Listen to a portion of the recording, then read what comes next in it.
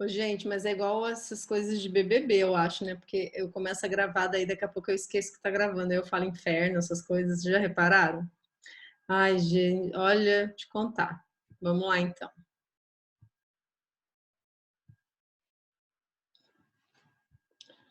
Bom, voltando, né? Então, tem uma discussão central quando a gente está falando de internet, que é a noção de autoria. Gente, tem um autor, para quem gosta aí de aprofundar os estudos, que eu espero que sejam todos, que é o Foucault. Já ouviram falar do Foucault?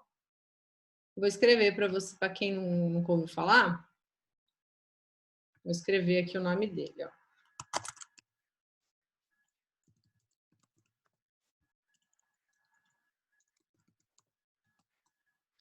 Então, o Foucault é um dos principais filósofos, assim, ele é contemporâneo, já morreu, mas ele é da história contemporânea, moderna. Os alunos de história que me corrijam. O Foucault, ele tem várias discussões que nos interessam muito, assim, porque ele discutiu, por exemplo, a história da loucura, a história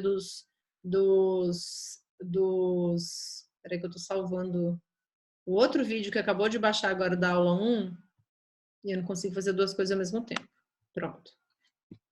Então, gente, o Foucault é esse cara super interessante porque ele vai discutir vários aspectos que nos interessam muito. Assim, ele discute o lugar da loucura, o lugar da punição nas sociedades, o lugar do poder, o lugar do conhecimento, a relação entre conhecimento e poder. E ele tem um texto que se chama O que é o autor. E aí ele vai discutir. Tinha gente presa para o lado de fora da sala. Ele vai discutir. Gente, muito ruim ficar aceitando o povo que dá aula, porque eu fico parando toda hora. Enfim, o Foucault vai discutir o lugar do autor, né? Se uma obra, quando ela existe, o sujeito faz uma obra, eu não estou falando só de um livro, né? Sei lá, ele cria uma vacina, por exemplo. Onde é que fica a noção de autoria quando você faz uma grande obra na humanidade? Para o Foucault, a obra é mais importante do que o autor. E aí alguns outros autores depois vão discutir o Foucault e vão dizer que não, né, que a obra é sempre condicionada ao autor, tanto que tem autor que, por conta de ele ser muito conhecido, tudo que ele produz, as pessoas já acham que é bom, por exemplo, essa discussão.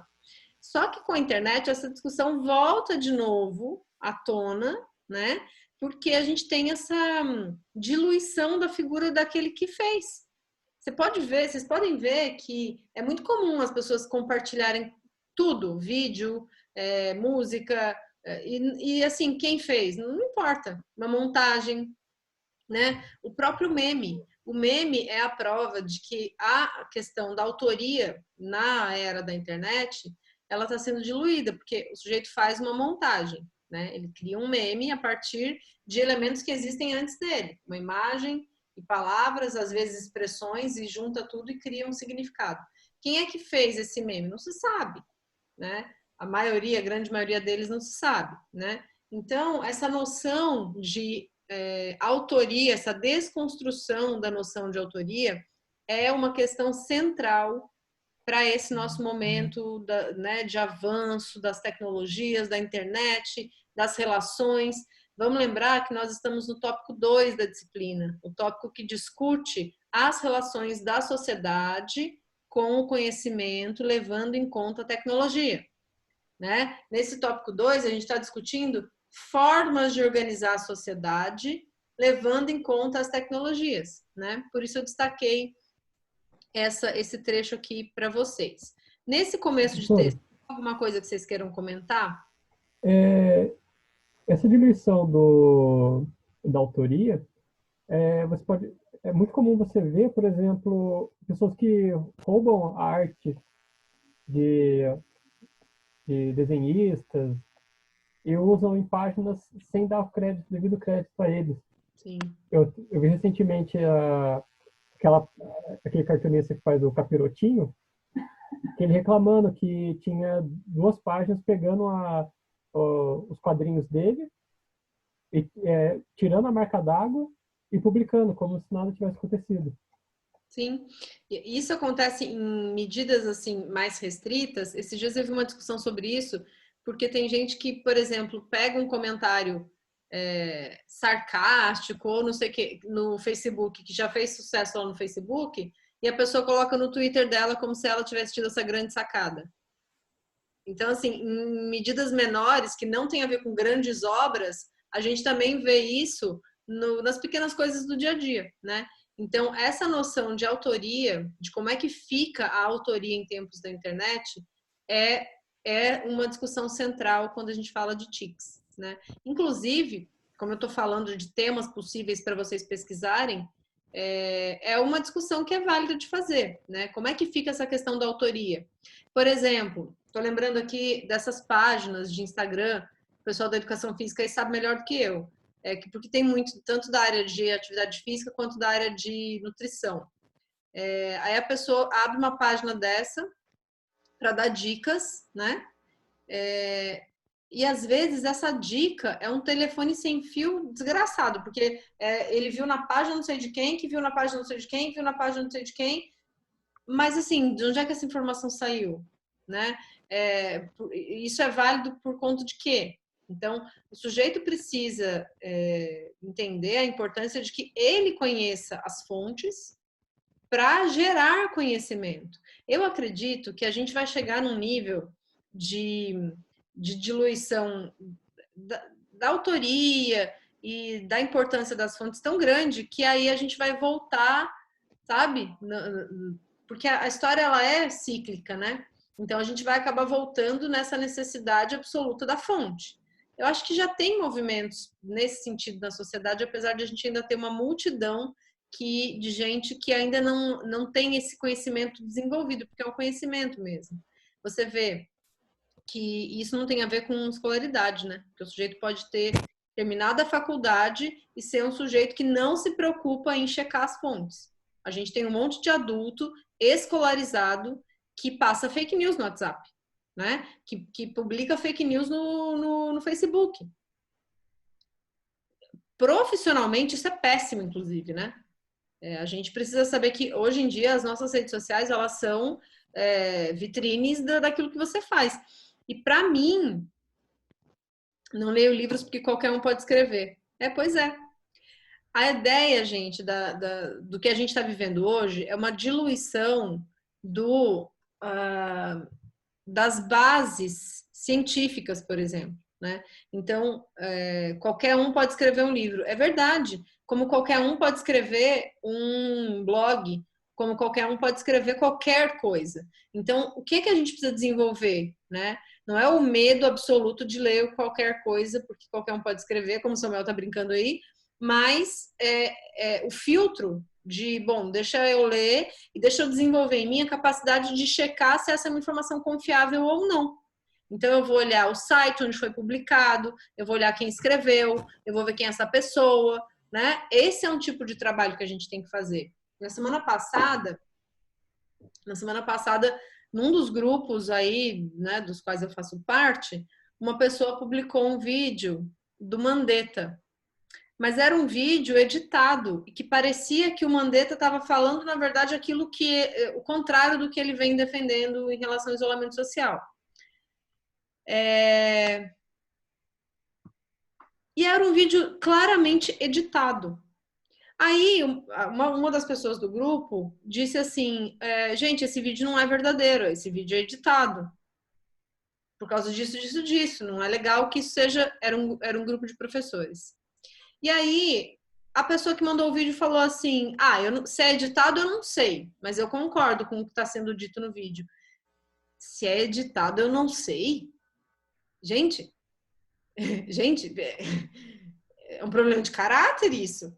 Porque se a informação que você está passando não é fidedigna e você passa adiante só porque ela satisfaz aquilo que você acha, essa não é uma postura, né, aceitável.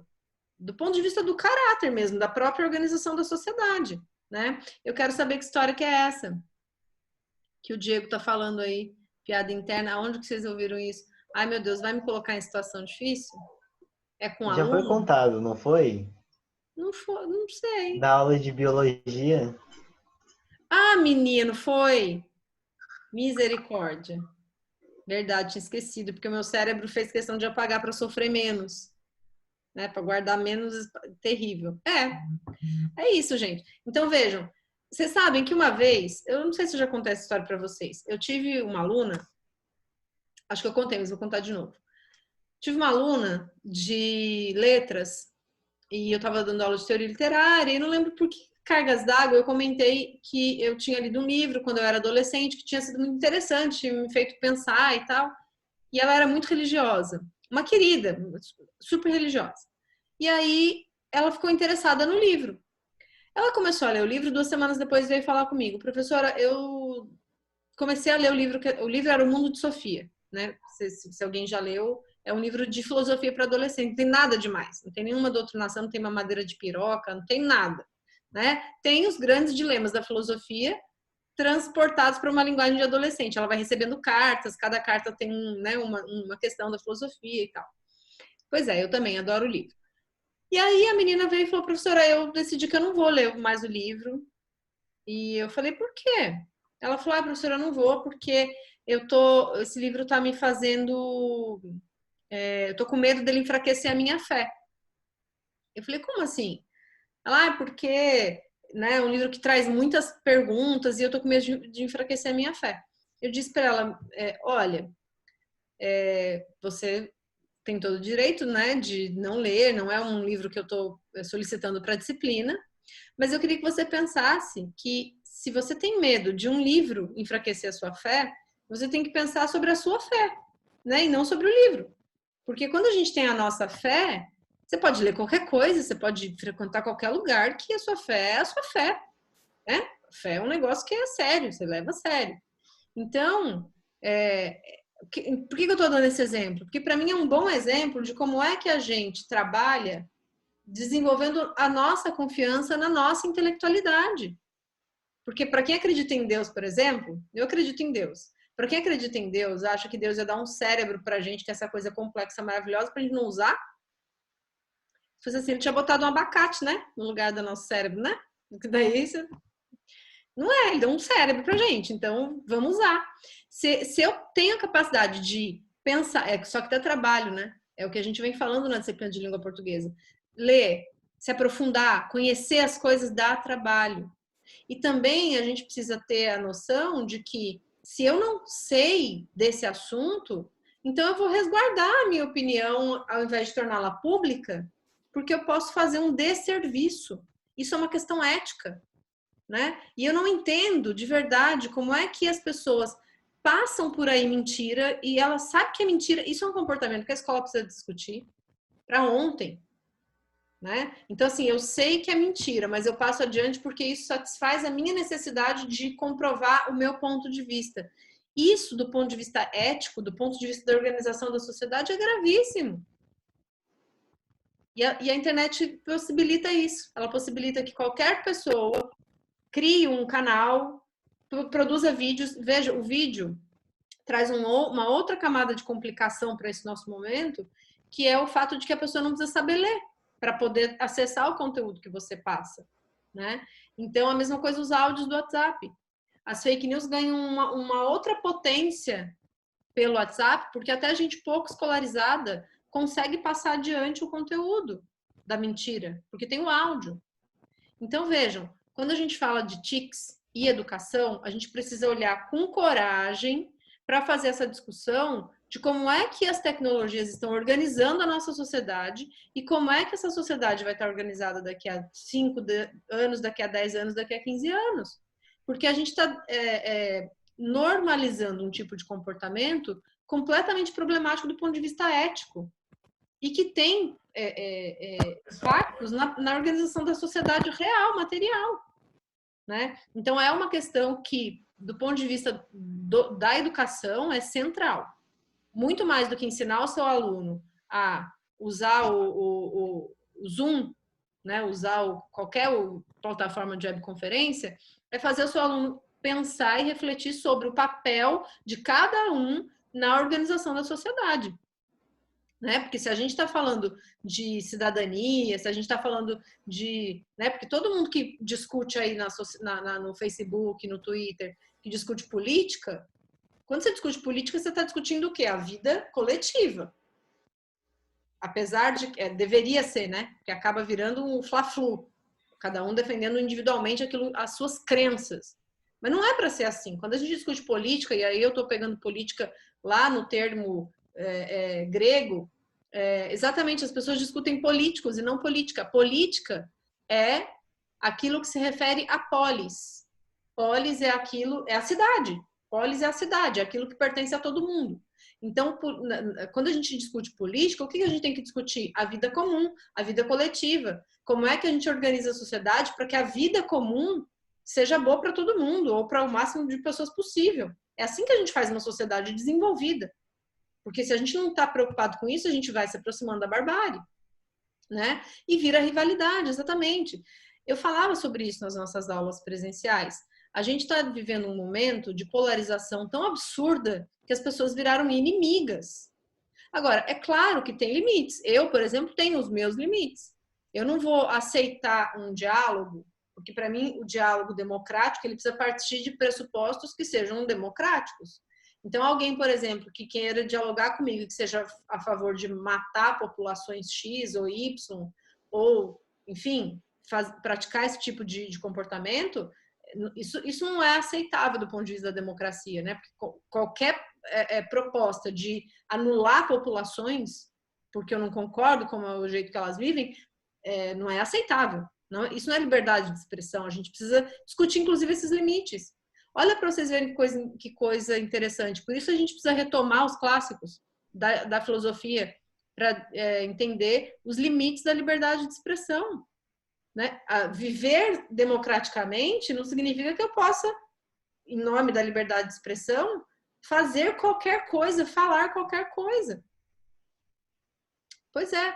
Então, assim, isso é uma coisa que a escola precisa discutir, né? Como é que a gente vai viver coletivamente, de modo que as pessoas possam discordar, de modo que as pessoas consigam entender qual é o limite daquilo que é opinião e daquilo que anula a existência de outra pessoa. Então, tudo aquilo que anula, que quer que determinados grupos não existam, calma aí, a discussão precisa ser mais séria, porque daí deixou de ser opinião, né? Deixou de ser gosto, aí passa a ser outra coisa, passa a ser um ataque, e a gente precisa diferenciar essas coisas para poder organizar a nossa sociedade, né? Então, vejam, e isso tudo está ligado às TICs, porque a gente conseguiu ver bem esses empecilhos para a democracia quando a internet passou a ser usada de maneira maciça, né? Então, é uma discussão que interessa profundamente para a nossa disciplina de tecnologias aí. Primavera Árabe. A gente está cheio de exemplos de como é que a internet pode ser usada para o bem e para o mal, né? Eu estou aqui destacando questões que são problemáticas, enfim, do uso da tecnologia, mas é óbvio que a tecnologia também nos traz espaços incríveis para discutir e para fazer a informação circular de maneira que era impossível antes da internet. Mas a gente precisa discutir todos os vieses e a gente precisa discutir como é que as pessoas estão se organizando hoje, usando a ferramenta para, inclusive, apagar a noção de autoria, porque isso dá também coletivamente para as pessoas uma sensação de que a internet é lugar de ninguém, né, que eu posso fazer qualquer coisa, falar qualquer coisa, enfim, e que nada acontece comigo, né? O cyberfluxo está relacionado à internet. Por que está relacionado à internet? Porque é por causa desse apagamento da autoria que a gente tem um fluxo diferente da construção do saber, para o bem ou para o mal, né? Então, da mesma forma que você tem construções colaborativas do conhecimento, por causa da internet, você também tem a noção do apagamento da autoria, que também vai dar um fluxo diferente para os saberes que circulam na internet, tá? Nessa primeira parte aqui que a gente está discutindo, vocês têm alguma coisa que vocês queiram dizer a mais?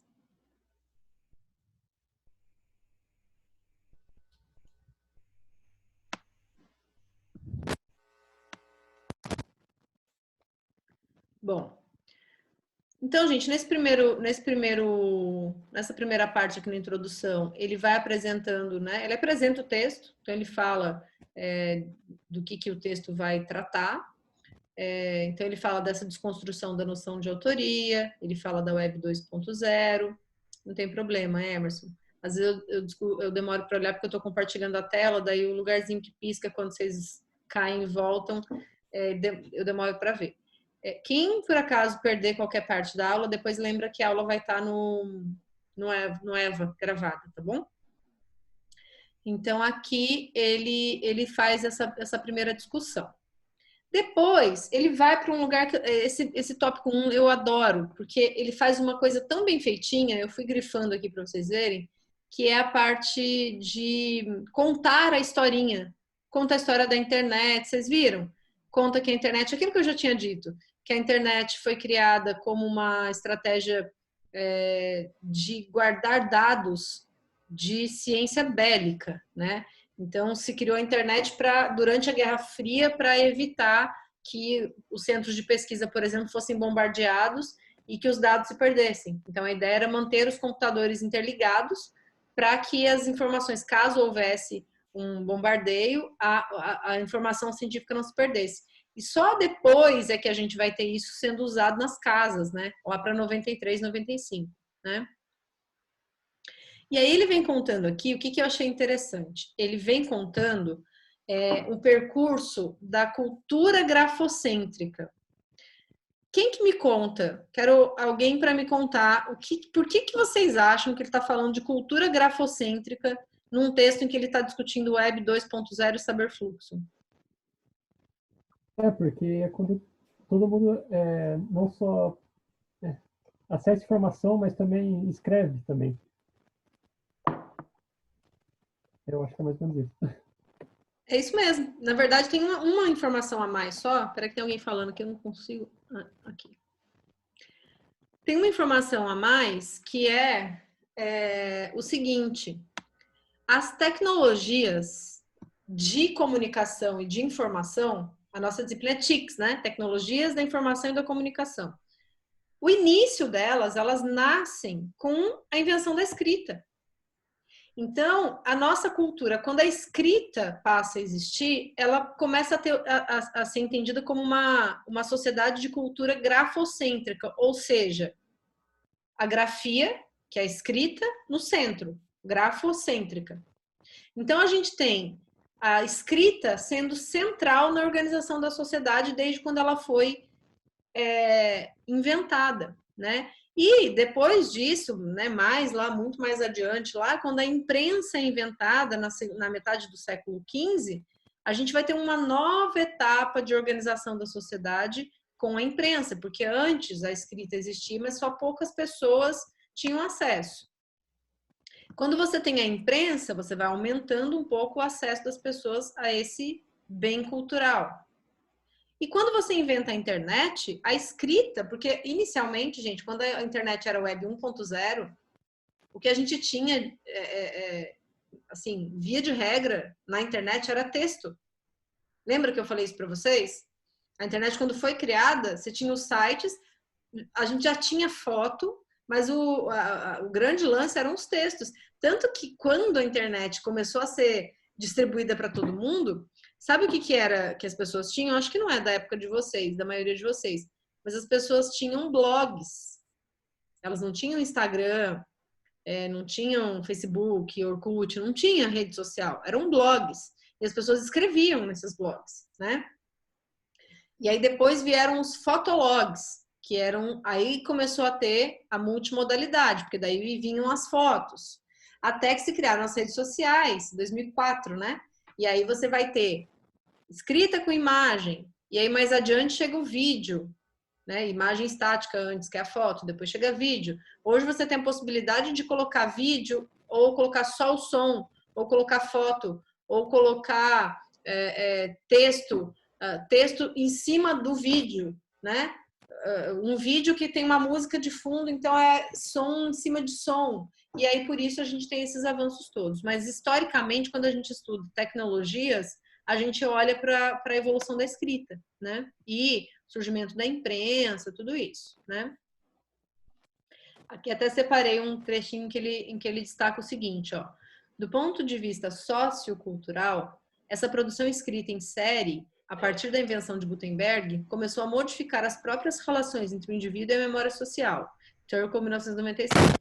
O sujeito passou a poder projetar suas experiências, sua visão de mundo, sua cultura, seus sentimentos e vivências no papel, fazendo com que esse conhecimento pudesse alcançar pessoas de outras culturas e outros tempos por meio da escrita. Gente, vejam só.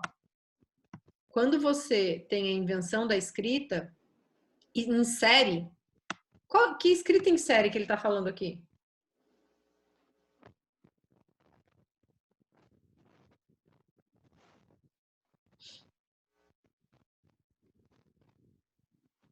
A imprensa, porque olha o que... Vejam, lembra que, voltando à aula de língua portuguesa, leitura em níveis. Se eu estou nessa frase aqui e eu leio, do ponto de vista sociocultural, essa produção escrita em série, a partir da invenção de Gutenberg, começou a modificar as próprias relações entre o indivíduo e a memória, você fala, bom, produção escrita em série a partir de Gutenberg, o que o Gutenberg fez? Ele criou a prensa, na verdade, né? A prensa, que depois a gente chama de imprensa, que era o que dava a possibilidade de imprimir sem você precisar ficar fazendo à mão. Se eu sou uma pessoa que estou lendo esse texto e não sei quem é o Gutenberg, o que eu tenho que fazer? Fichamento? Sumarização? Lembra das aulas de língua portuguesa? Paro aqui, vou lá no Google, Gutenberg, invenção de Gutenberg. Ah, ele criou isso. Amplia o seu conhecimento, aí você volta aqui e continua lendo. É assim que a gente estuda. É assim que se faz uma leitura acadêmica, né? E olha que interessante que ele está dizendo aqui para a gente, que do ponto de vista sociocultural, essa invenção do Gutenberg teve uma mudança, gente, nas relações entre o indivíduo e a memória social. Por quê? Por quê? Por que afetou a memória social, a invenção do Gutenberg? Quem me conta? Pode abrir o microfone se quiser escreve.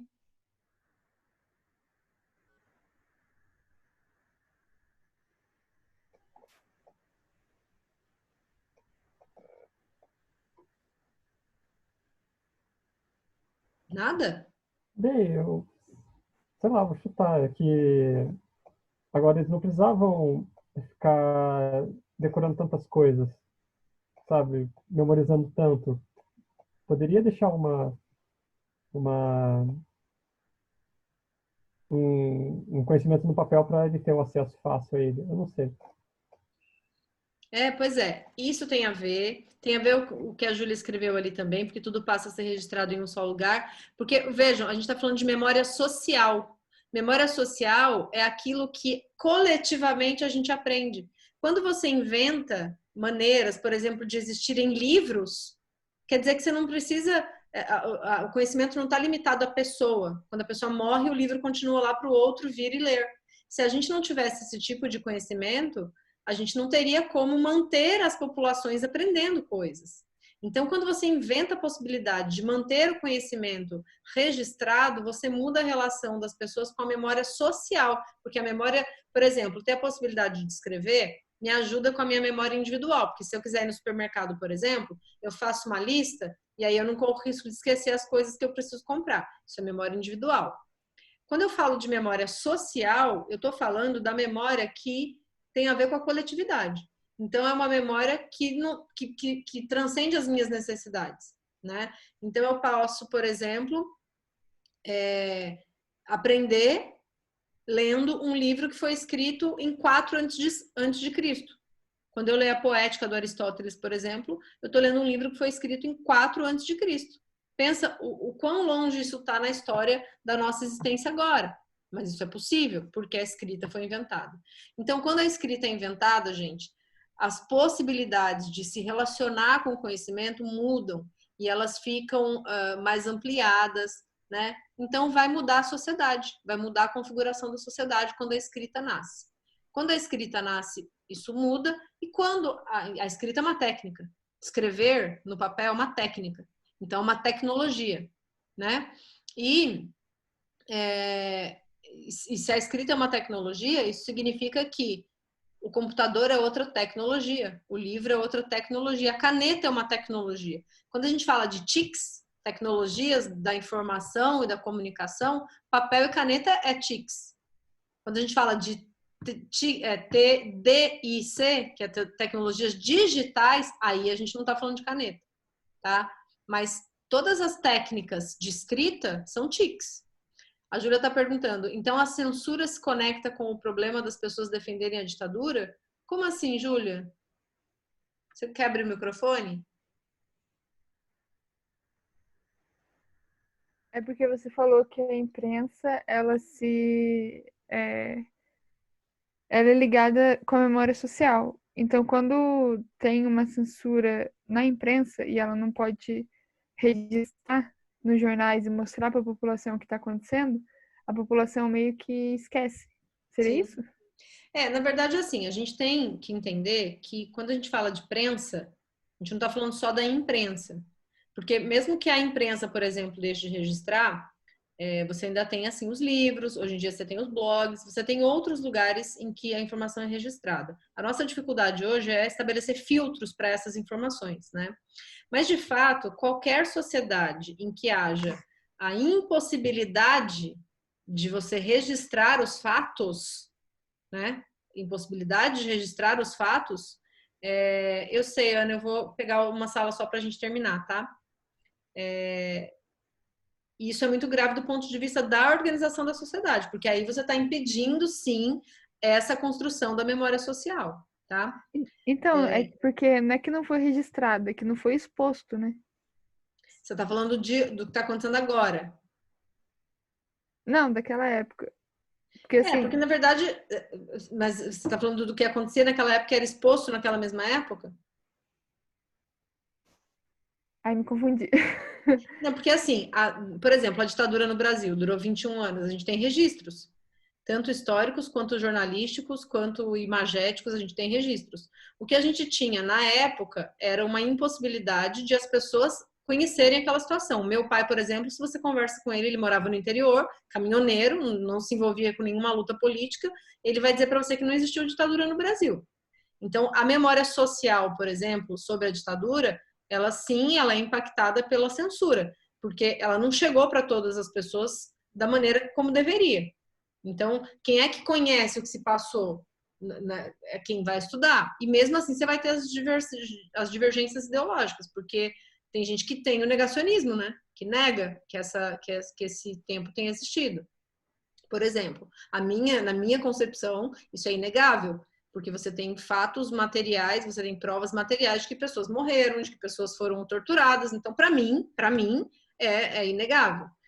E esse negacionismo da história, que a gente está vivendo o negacionismo da história, o negacionismo da ciência, é outro fenômeno que a gente precisa investigar quando a gente fala de tecnologias digitais, por exemplo, né? Mas assim, sempre há registro. Se não for pela imprensa, vai ser por algum historiador. O problema é que, como é que esses registros circulam na sociedade, são questões para discutir. Até porque, né, gente, mesmo a internet não chega para todo mundo, quando chega, chega com fake news, mas os livros também nunca chegaram para todo mundo, né?